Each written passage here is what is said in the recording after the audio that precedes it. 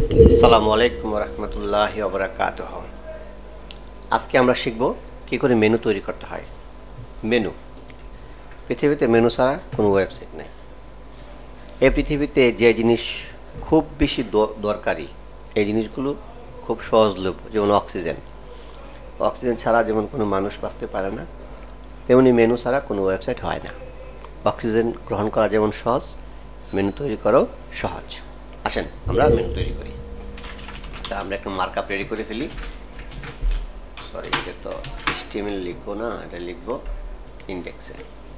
HTML লিখবো যে মাই menu, fine.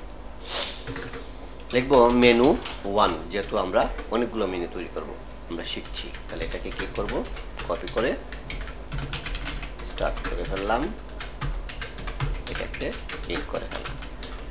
তারপর আমরা লিখবো মেনু ম্যাটার 1। আমি যেভাবে ক্লাস লিখছি আপনারা সেভাবে লিখবেন। স্টার্ট যখন শিখে ফেলবেন তখন আপনাদের নিজের মতো করে আপনারা লিখতে পারবেন। তারপর হচ্ছে নেভ ইউএল এলআই। এরপরে একটা ট্যাগ নেবেন, হ্যাশ দিবেন, যেহেতু আমরা কোনো পেজে আপাতত যাচ্ছি না। এখন আমাদের মেনুগুলো কী হয়, যেমন হোম আমি এটা সেট করে নিই, আবার কন্ট্রোল ডি দিবেন। অ্যাবাউট আস, তারপর হচ্ছে প্রোডাক্ট, তারপর হচ্ছে আবার কন্টাক্ট আস। কারণ এই তিনটাকে আমরা আবার বারবার করলাম। এই হচ্ছে আমাদের মেনু স্ট্রাকচার।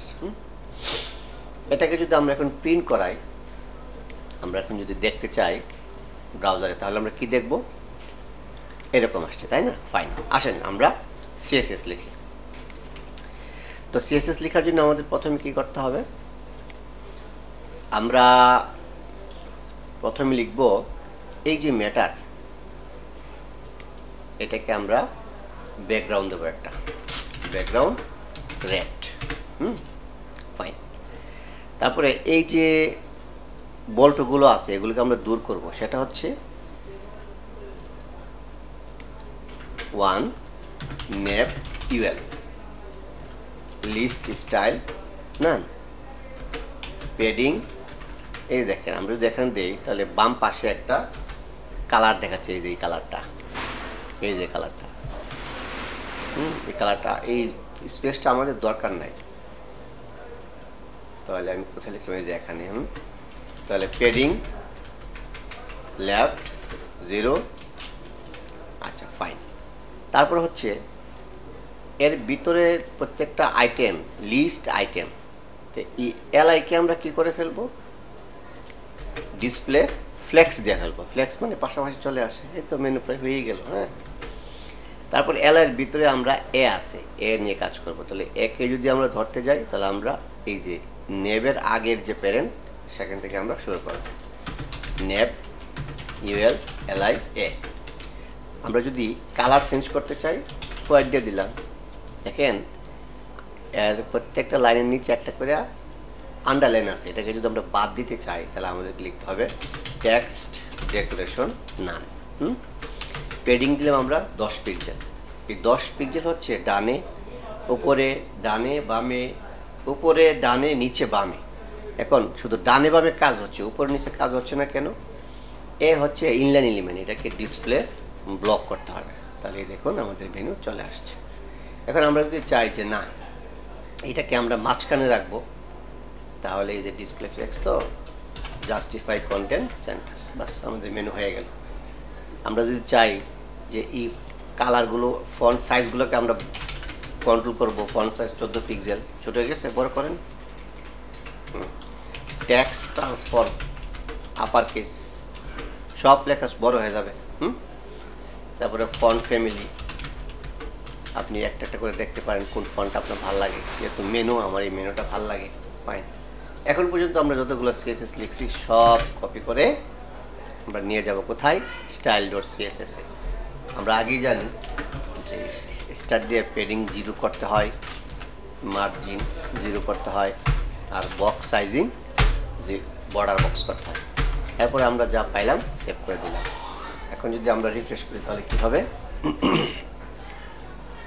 কোনো কিছু হয়নি। কেন হয়নি? এই জন্য আমরা এই যে স্টাইল ডট সিএসএসটা এখানে কল করিনি। সেটা কিভাবে কল করতে হয়?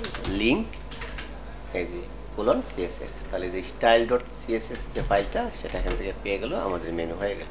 গুড। এখন কত সুন্দর মেনু হয়ে গেল। এখন আমরা যখন এখানে মাউসটা রাখবো তখন এই জিনিসটা একটু অন্য কালার হবে। এটাকে বলে হবার। হবার হচ্ছে, আমি যদি আর একটু ভালো করে আপনাদেরকে বলি, এই যে হোম, এই একে যদি ধরতে চাই আমি কি লিখতে হবে? এই পুরাটা এলো হবার। ব্যাকগ্রাউন্ড হয়ে যাবে ব্লু। আমি যেখানে ধরি এই যে ব্লু হয়ে যাবে, তাই না? এটি তো মেনুর সিস্টেম। এখন দেখেন, আমি যখন আবার যদি মনে করেন যে কালার, টেক্সটের কালারটা অন্য কালার হয়ে যাবে, যদি ব্লুর সাথে কি যায়? ইউলো যায়। হ্যাঁ, ইউলো যায় দিলাম। দেখেন আমি যখন মাউসটা রাখছি তখন হঠাৎ করে হয়ে যায়, স্মুথনেসটা নাই। আচ্ছা, এই পর্যন্ত যতটুকু হয়েছে কপি করে আমি সিএসএসটা রাখলাম। স্মুথ জিনিসটা কোথায় দিতে হবে? তো আমি যে ভুলটা করতাম এটা হচ্ছে আপনার এই যে হবারে যে সিএসএস আছে এখানে দিতাম ট্রানজিশন অল 0.5 EA। তো এখন দিলে কি হবে দেখেন, আমি যখন মাউসটা নিলাম তখন স্মুথলি সেটা হবার হলো, তাই না? কিন্তু যখন মাউসটা ছেড়ে দিলাম তখন হঠাৎ করে চলে যাচ্ছে। এই জন্য এটাকে দিতে হবে, আমি একটু কপি করলাম, কপি করে এই যে এতে দিতে হবে ট্রানজিশন অল 0.5 S। ঠিক আছে?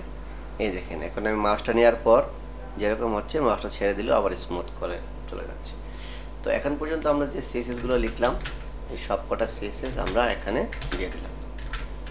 তাহলে আমাদের কি হয়ে গেল? মেনু হয়ে গেল, তাই না?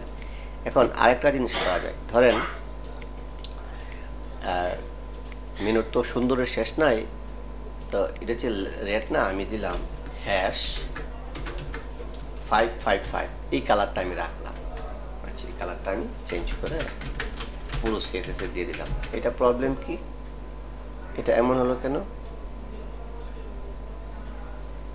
এটা কি তাহলে এখানে শেষ হয়নি?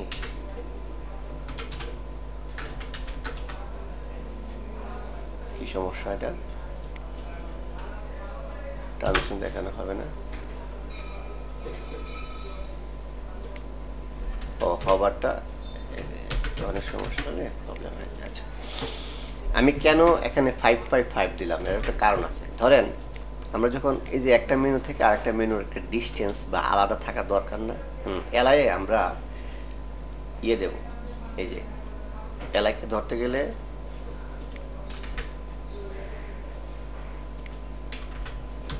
UL LI border left 1 pixel solid যদি রেড দিই যেমন লাল দেখা যায়।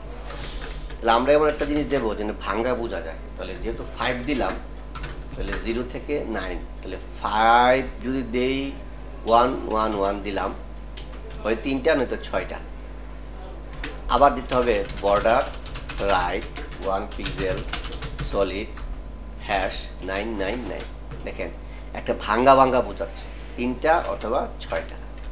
এই ভাঙ্গাটার জন্যই আমি এটা চাইছি। দেখেন এখানে আবার হোমের আগে একটা আছে, এটা আমার দরকার নাই, আবার কন্টাক্টের পর আছে, এটা একটা আমার দরকার নেই। তাহলে কি হবে?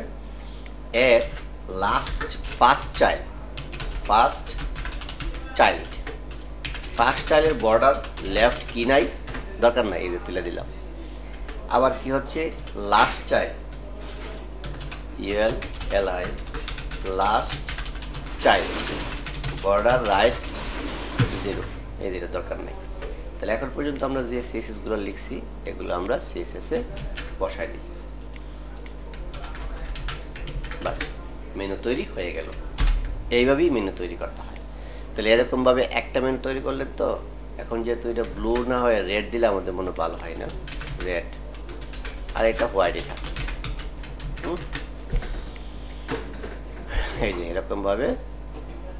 ও তাহলে ইয়াটা মনে হয়নি, ওই ট্রানজিশনটা ঠিক হয়নি। তাহলে ট্রানজিশনটা দিতে হবে এখানে, এই যে ট্রানজিশন অল 0.5s,